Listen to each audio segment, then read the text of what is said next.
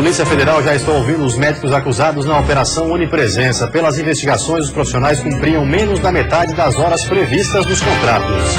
A falta de penicilina, também conhecida como benzetacil, é preocupante no estado. O medicamento é a principal forma de combater a sífilis, principalmente na gestação. Obra de ampliação do Hospital Marieta Conder-Bornhausen em Itajaí está embargada. Segundo o Corpo de Bombeiros, o prazo... Retração na lavoura. A área plantada de trigo deverá diminuir 20% nesta safra. O alto custo de produção e o excesso de chuvas durante o inverno passado são os principais motivos. Pelo futebol, 3 times catarinenses em campo hoje à noite pela Série A. A situação mais complicada é a do Jack, que precisa vencer o Flamengo na Arena Joinville para sair da lanterna da competição. O Band Cidade desta quarta-feira já está no ar.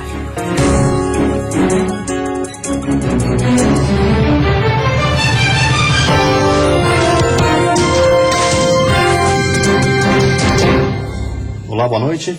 Olá, boa noite. A Operação Onipresença da Polícia Federal ouviu na tarde de hoje os depoimentos dos médicos suspeitos de receberem salários sem prestar atendimento no hospital universitário. E está previsto para amanhã de manhã o primeiro balanço das investigações. A Polícia Federal deve encerrar a coleta de depoimentos ainda hoje. Os 27 médicos suspeitos de não cumprirem os contratos de trabalho no Hospital Universitário em Florianópolis estão optando pelo silêncio nos interrogatórios, segundo o delegado, o que para a PF pode agilizar a conclusão do inquérito. É evidente que contribuiria bastante para dirimir algumas dúvidas, mas eu presumo que isso seja do processo e, consequentemente, é da lei, não há o que discutir. De acordo com Hildo Rosa, um dos 3 delegados responsáveis pela investigação, outras 92 pessoas prestaram esclarecimentos, até mesmo de forma voluntária. Segundo ele, não está descartada a possibilidade de convocação para depor do diretor do Hospital Universitário, Carlos Alberto Justo. São pessoas que não foram coagidas, que não foram obrigadas, e que muitas aqui se dirigiram de forma espontânea, no sentido de contribuir para que se soubesse, para que se desvendasse, para que se apurassem os fatos. As investigações começaram em 2013.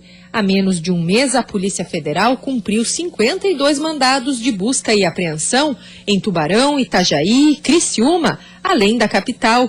A expectativa é que até o final de julho as denúncias sejam formalizadas. O Ministério Público Federal já recomendou a instalação de um equipamento eletrônico, mas a direção do Hospital Universitário controla a frequência dos 1.300 profissionais, entre eles 300 médicos, através de folhas preenchidas à mão.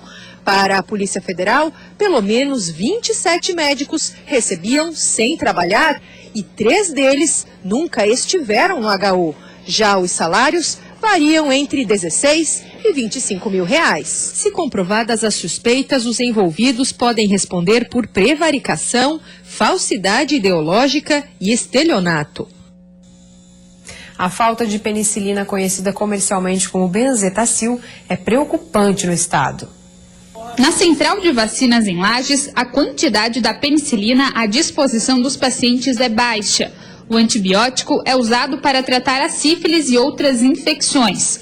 Pela falta do medicamento, aqui apenas as gestantes que apresentam o diagnóstico da sífilis estão tendo acesso. A medida está sendo tomada não só em Lages, mas em todo o estado. Atualmente, a crise de fornecimento que afeta o país está sendo provocada, segundo o Ministério da Saúde, pela falta do fornecimento da matéria-prima para produzir o medicamento. Hoje, a penicilina é uma das principais formas de combater a sífilis congênita, transmitida da mãe para o bebê, que pode causar má formação ao feto. Hoje, e consequentemente, se ela fizer o tratamento com penicilina, ela evita que o bebê se transforme num caso de sífilis congênita. Infelizmente, o único tratamento adequado nessa situação é com penicilina. O medicamento que pode salvar vidas virou raridade nos postos e nas farmácias.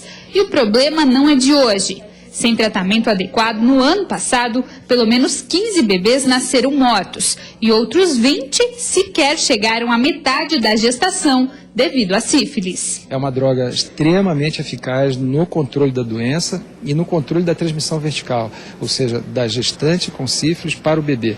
É a única droga que efetivamente consegue trabalhar a proteção materna e infantil.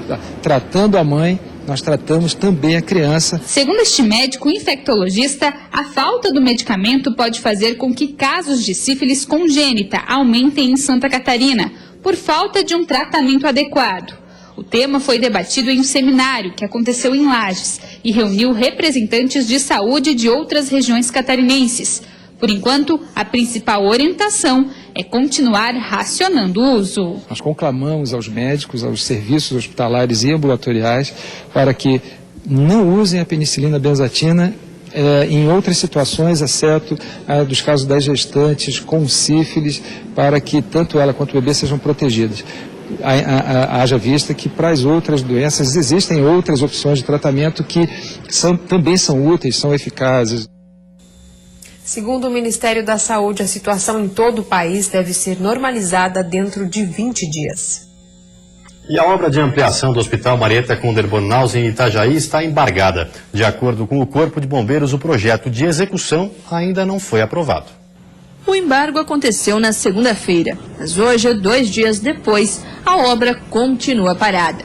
A explicação é simples. Desde que a empresa responsável começou a executar os trabalhos de construção da nova ala do Hospital Marieta Conder-Bornhausen, lá em 2012, modificações no projeto foram solicitadas pelo Corpo de Bombeiros, que não podia embargar a obra porque até então não tinha esse poder. Com mudanças nas normas, agora a obra pode ser paralisada. A obra ali já passou da metade, né? E a gente foi vistoriar a obra está sendo executada a contento. Porém, a gente precisa que tudo que está sendo executado lá esteja colocado no papel aqui para a gente antes de começar a obra. Então esse foi o grande problema, uma questão formal, que assim que for aprovado pelo Corpo de Bombeiros, a obra já vai ser desembargada.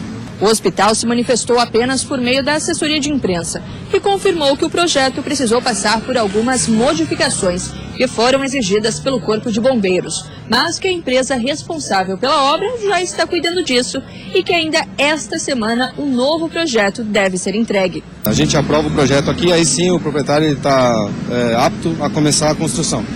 Depois que ele termina a construção dele, ele vai solicitar de novo ao Corpo de Bombeiros que vai fazer o habite. Então a gente vai até a edificação. Nesse momento a gente vai ver se tudo que ele colocou no papel foi executado em conformidade. Sendo executado em conformidade, então ano a ano a gente vai voltar naquela edificação para ver, esse seria o terceiro passo, né? Para ver se não teve nenhuma alteração ou se os sistemas não estão vencidos, né? E tudo mais. Então a gente trabalha essas 3 vertentes aí.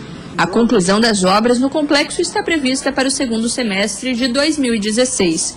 O espaço terá 15 andares e 201 leitos.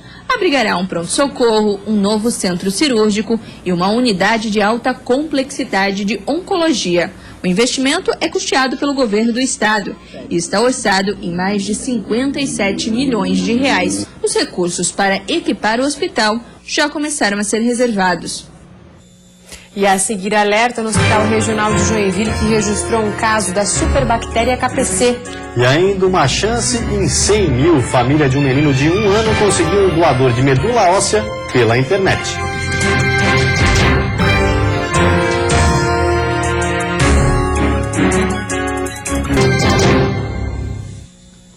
O Hospital Regional de Joinville está em alerta. Um paciente infectado com a superbactéria KPC deu entrada na emergência da unidade. Outras 4 pessoas estão sendo avaliadas.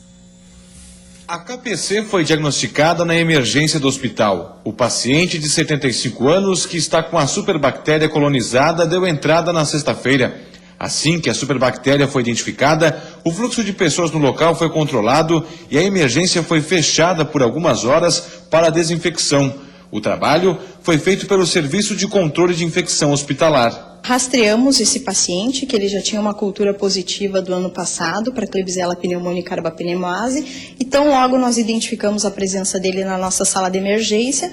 Nós instituímos as medidas de precaução para esse paciente, que é o nosso caso índice. Repetimos exames laboratoriais para ele também, que são as culturas de vigilância. Investigamos todos os contactantes, então os pacientes que transitaram nesse setor nas últimas 24 horas. 4 pessoas que aguardavam por atendimento e tiveram contato com o paciente colonizado com a superbactéria também recebem atenção especial. Elas são consideradas, por enquanto, casos suspeitos. Uma das pessoas com suspeita está internada em um leito de isolamento na UTI do hospital. As outras 4 estão internadas no setor de isolamento. O hospital aguarda o resultado de 5 exames feitos em cada paciente com suspeita de KPC.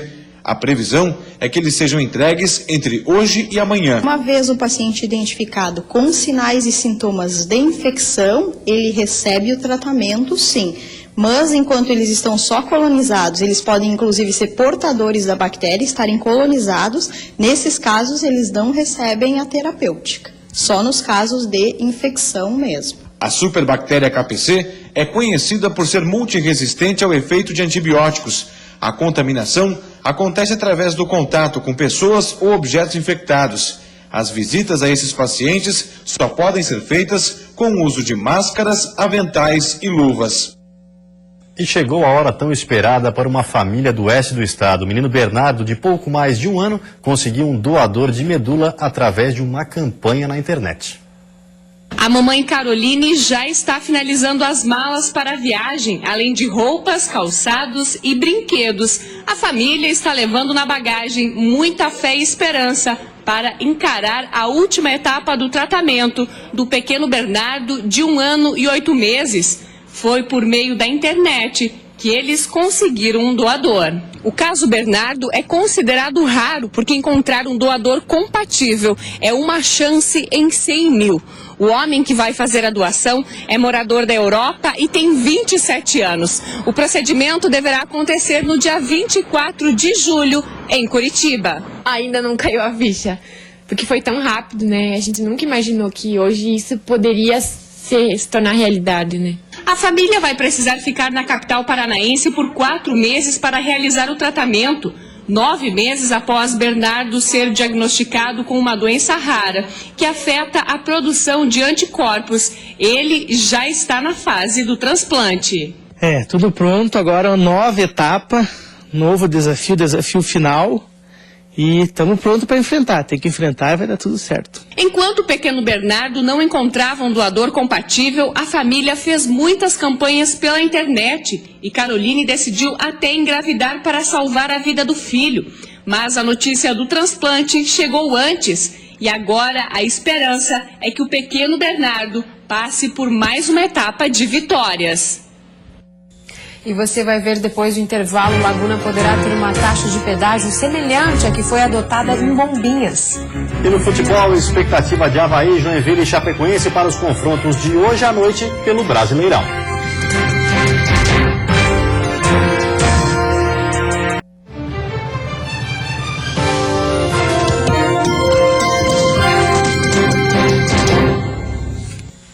Laguna, no sul do estado, poderá ter uma taxa de visitação semelhante à que foi adotada em Bombinhas. A prefeitura quer, com isso, garantir recursos para a manutenção dos pontos turísticos da cidade. O projeto é semelhante ao que existe no município de Bombinhas e tem como objetivo a manutenção dos pontos turísticos e o investimento nas questões ambientais do município. Para o prefeito de Laguna, a verba seria muito importante para melhorar a infraestrutura e receber melhor o turista. A área exatamente que precisa de conservação, de preservação do meio ambiente, de acesso aos pontos turísticos, de limpeza da praia. O valor ainda não está definido, por isso não é possível ter uma estimativa do montante que poderia ser arrecadado. Por enquanto, a cobrança do chamado pedágio ambiental é apenas um projeto, mas a Prefeitura de Laguna faz questão de deixar claro que o veranista que possui imóvel em Laguna e o próprio morador estarão isentos dessa taxa. Essa taxa, que a gente está ainda em fase de análise, de elaboração do projeto, é para exatamente o turista, aquele que vem uma vez no ano visitar a cidade, os pontos turísticos. Mesmo em fase de elaboração, o projeto já recebe críticas, principalmente de comerciantes. Este proprietário de uma pousada não acredita na eficiência da cobrança. Essa taxa ela não vem para melhorar, no meu ponto de vista, ela vem para atrapalhar. Se tivesse um planejamento, uma programação que fosse notória aos nossos olhos aqui, nossos e do turista, tudo bem, mas não há. O mês de julho começou com sol entre nuvens em todo o estado e com as temperaturas mais amenas. Nesta terça-feira, a mínima fica em 8 graus na Serra e Planalto Norte e a máxima em 22 no Oeste e Litoral Norte. No Vale do Itajaí, a mínima fica em 9 e a máxima em 16. No Litoral Sul, máxima de 17. E na Grande Florianópolis, mínima de 14 e máxima de 20 graus. Um exemplo que vem do ídolo, jogador catarinense campeão pela NBA, volta ao estado para ensinar crianças a superar os obstáculos em busca do grande sonho. Ele já venceu a Liga Espanhola de Basquete e foi o primeiro brasileiro campeão da NBA. É reconhecido no mundo todo, mas nunca esqueceu suas raízes. Por isso, deixou de lado o encontro com o vice-presidente dos Estados Unidos e a presidente do Brasil para visitar projetos de basquete para crianças e adolescentes em Santa Catarina. Esse é Thiago Splitter. Nascido em Joinville, norte catarinense, Thiago deu os primeiros arremessos em Blumenau e de lá partiu para a Espanha, onde se tornou um dos maiores jogadores de basquete do Brasil. Atualmente no San Antonio Spurs, o pivô quer mais. Quer passar para esses projetos de atletas que sim, é possível alcançar seus sonhos. Eu comecei igual a eles, da mesma forma, treinando aos poucos, fui evoluindo e cheguei a jogar na NBA e ser campeão da NBA. Então, um pouco de ilusão para eles e motivação, né, no dia a dia.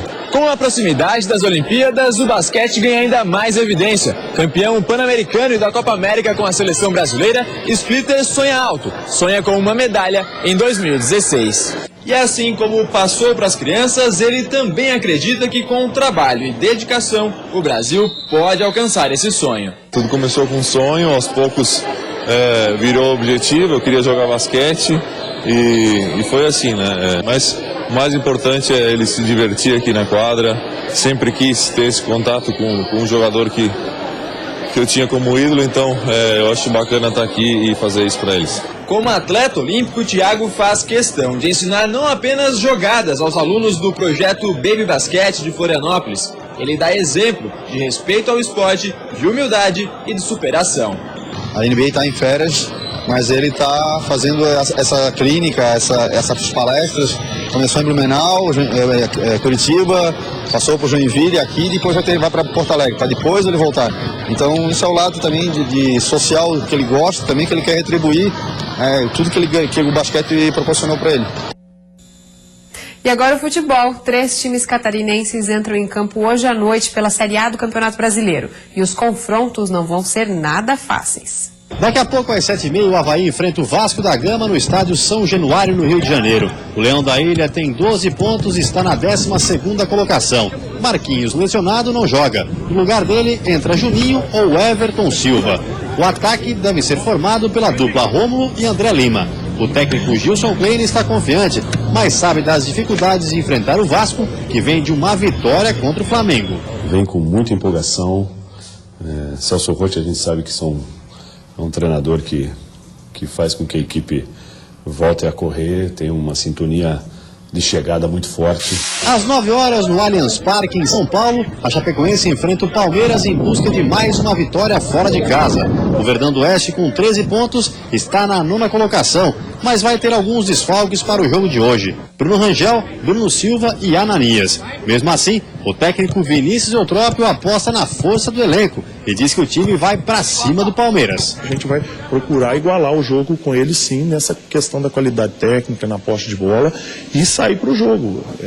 Se a gente quer alguma coisa, nós não podemos ficar ali nos defendendo. Claro, hora de defender, compactar, isso todo mundo faz, a gente vai fazer, mas que a nossa posse de bola seja muito parecida com aquela do Cruzeiro.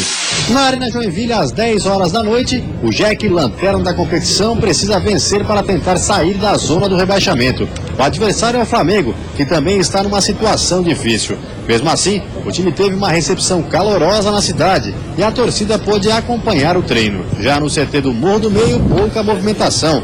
O último treino antes do jogo foi com portões fechados. Apenas imagens de aquecimento puderam ser registradas. O técnico Adilson Batista não quis dar nenhuma pista sobre a escalação, apenas adiantou que confia na evolução dos atacantes. Detalhezinho de caprichar, tem um pouquinho mais calma para definir, né? Nós tivemos a bola do jogo, próprio último jogo, a gente teve essa bola. Então é só ter um pouquinho mais de tranquilidade. E amanhã, no complemento da rodada, o Figueirense enfrenta o Goiás às 7h30 da noite no Orlando Scarpelli. E a seguir encerrou o prazo para que lâmpadas incandescentes de 60 watts sejam vendidas. E ainda a preocupação na lavoura. A área plantada de trigo no estado deverá diminuir cerca de 20% nesta safra.